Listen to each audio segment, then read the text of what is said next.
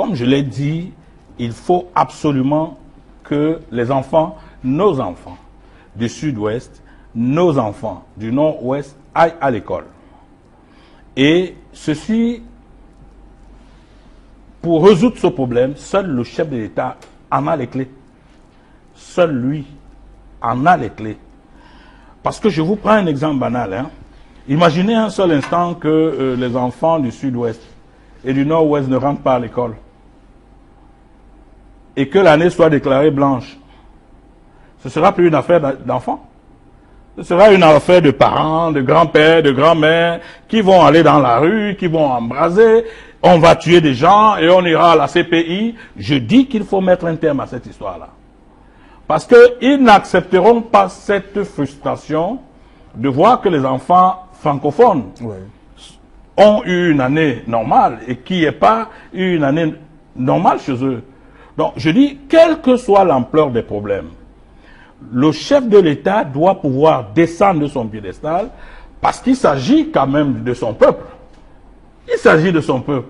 Il ne s'agit pas du peuple rwandais, là. Il s'agit du peuple camerounais. Et le président de la République est le père de famille de l'ensemble du territoire camerounais, de l'ensemble des enfants du Cameroun. Il est le père de famille. Et un père de famille, ça ne gère pas une famille du haut.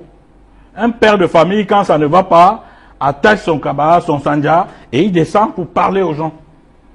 Moi, je pense que nos frères du sud-ouest... Les écouter aussi, surtout. Oui, je dis, nos frères du sud-ouest et du nord-ouest ont posé un ensemble de problèmes.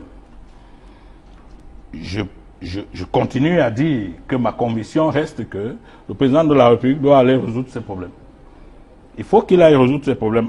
Je vais vous dire un peu, le Cameroun est l'un des rares pays au monde où on a l'impression que le président est Dieu. J'espère que vous me comprenez. C'est-à-dire qu'ailleurs, on voit le président en train de curer les caniveaux. Ici, là, il s'agit simplement d'aller rétablir une situation qui peut entraîner le pire. Le président de la République doit prendre ses responsabilités pour aller le faire. Personne d'autre ne peut le faire à sa place. En tout cas, moi, je suis choqué.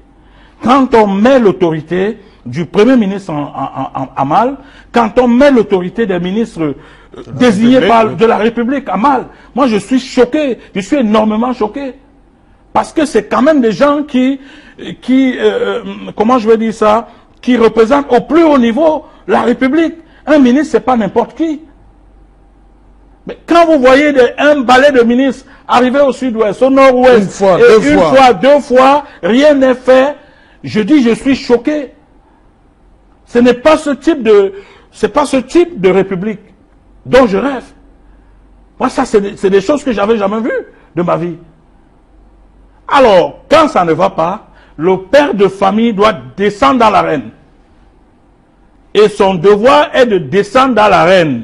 Il doit descendre dans l'arène. En quoi va-t-il leur parler en anglais, en français, en pidgin? Il faut qu'il descende dans l'arène. Sa présence seule suffit. Sa présence seule permettrait certainement de décrisper la situation et donc de rendre plus ouvertes les personnes d'en face et donc qu'une situation finalement soit trouvée. Vous savez, moi, j'ai pas ma langue dans la bouche.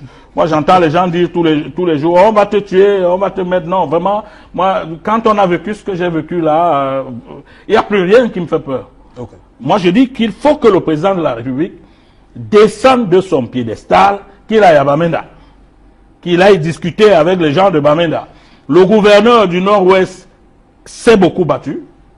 Les ministres ont mouillé le maillot jusqu'au bout. Le Premier ministre. Le Premier ministre, alors lui, on l'a tourné pratiquement en dérision. Et je dis ça, c'est des images intenables dans une république.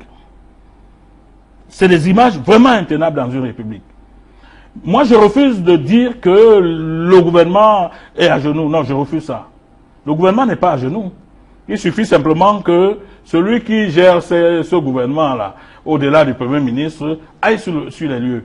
Parce que je dis qu'il a les moyens. Moi, je parle surtout des moyens constitutionnels. Il a des moyens constitutionnels. Ça veut dire qu'il peut trouver une sorte de mélange de réalité constitutionnel hein, qu'il peut adapter à la situation pour qu'on sorte de ce chaos. Parce que pour moi, c'est un chaos.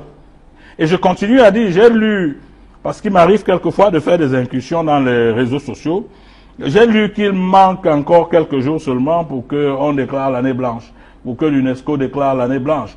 Peut-être que je me trompe, mais de toute façon, il ne faut pas que ça continue. Personne n'a intérêt à ce que cette situation-là perdure. Donc, les gens là ont posé des problèmes, ce sont nos frères, ce sont nos parents, ce sont nos fils, ce sont nos sœurs.